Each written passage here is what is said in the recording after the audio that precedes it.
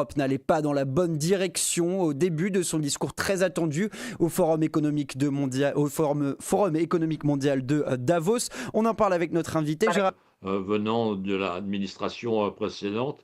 Et concernant le futur, eh bien, il n'y a pas grand-chose je dirais, de vraiment positif.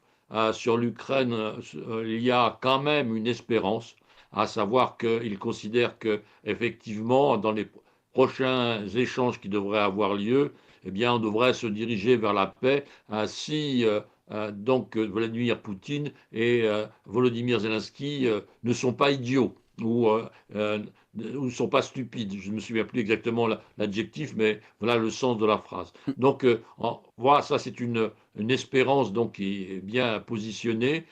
Concernant le Groenland, eh bien, finalement, il a été relativement, je dirais, prudent, puisqu'il a dit si obtenons le Groenland, j'apprécierais. Si nous ne pouvons pas, je m'en souviendrai. Donc, il y a effectivement négociation à poindre devant nous, à commencer, je crois, par ce soir.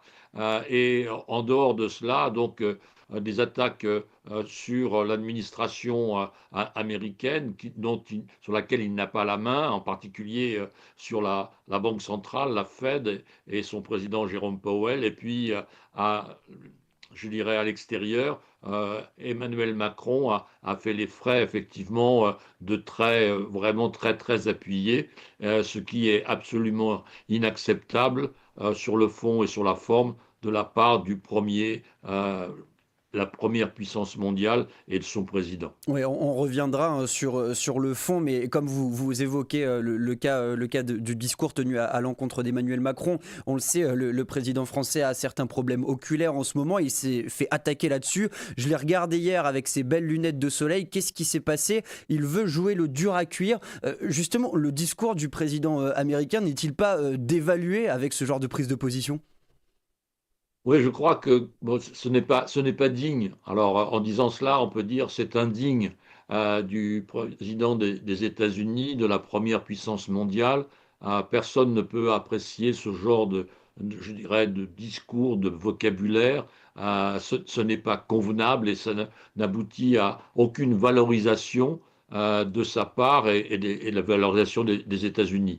Donc, il y a, je dirais, à soupirer et en espérant que, effectivement, au mois de novembre, eh bien, il puisse y avoir une redistribution des cartes et à nouveau, on puisse entendre des discours de la part de l'administration américaine qui représentent quand même un certain niveau, je dirais, de tenue dans l'étiquette et aussi de niveau moral, parce qu'il y a un certain nombre de déclarations chiffrées qui sont de la part de Donald Trump qui ne reflètent pas la réalité et la justesse. Je n'emploierai pas le mot de vérité parce que concernant le président des États-Unis, ce n'est peut-être pas le terme à employer.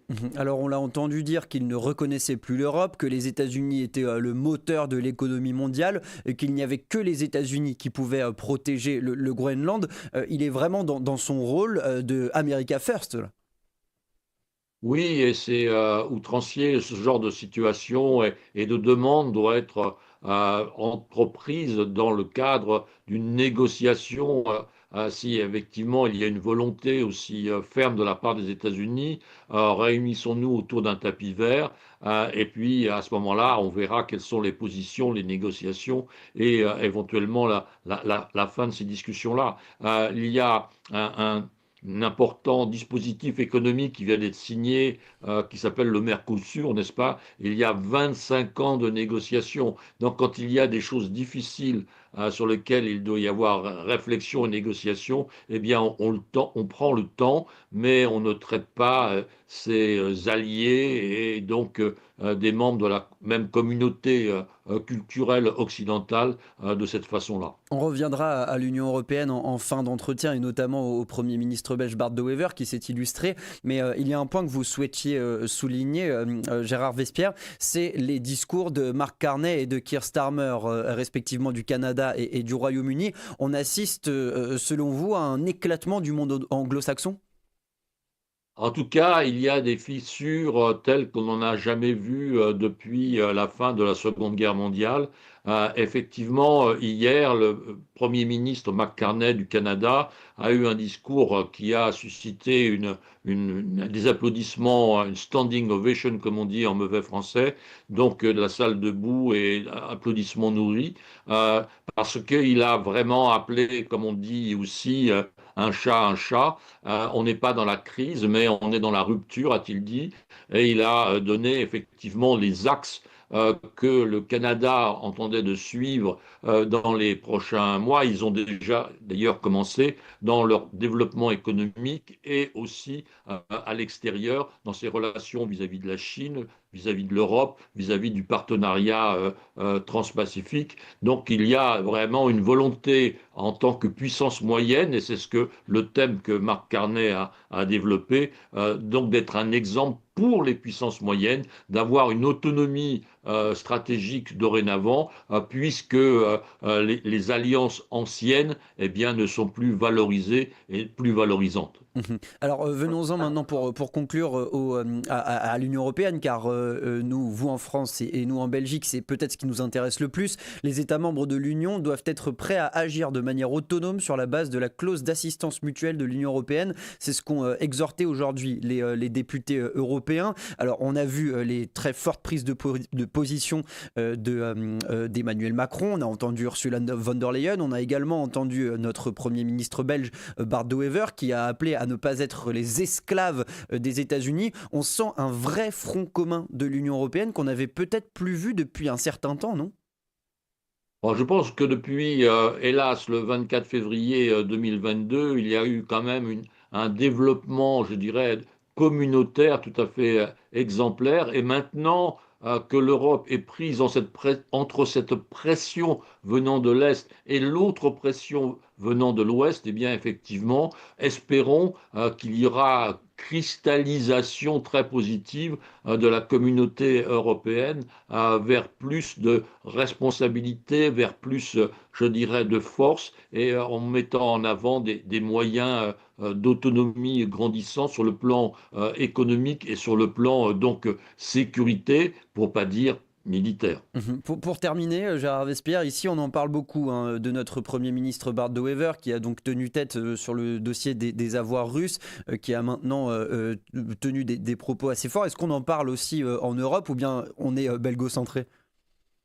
Non, non, pas du tout. Je pense que la décision, effectivement, de rester à nouveau dans l'état de droit, n'est-ce pas, qui a été exprimé par le Premier ministre belge concernant les avoirs russes, il y a propriété, et cette propriété n'est pas, je dirais, ne peut pas connaître de divergence, ne peut pas être transférée à un tiers sans l'accord du détenteur. Donc, je pense que dans le long terme, le gouvernement belge, le Premier ministre belge a eu totalement raison de prendre cette position et donc maintenant d'accompagner aussi, comme toute l'Europe du Nord, hein, quand vous regardez la carte, il y a toute la Scandinavie, les Pays-Bas, la Belgique, et puis donc le plus au sud, c'est la France, puisque aucun autre pays plus au sud que la France n'a pris de position ferme concernant le Groenland. Donc on a effectivement un dynamisme,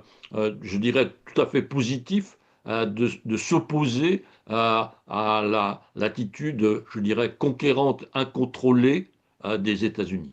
Et un sommet européen aura lieu d'ailleurs demain soir à Bruxelles. Cela a été décidé aujourd'hui. Gérard Vespierre, je rappelle que vous êtes géopolitologue, créateur du site Le Monde Décrypté. Merci beaucoup d'avoir été avec nous ce soir sur Radio Judaïka. Merci à vous, bonne soirée.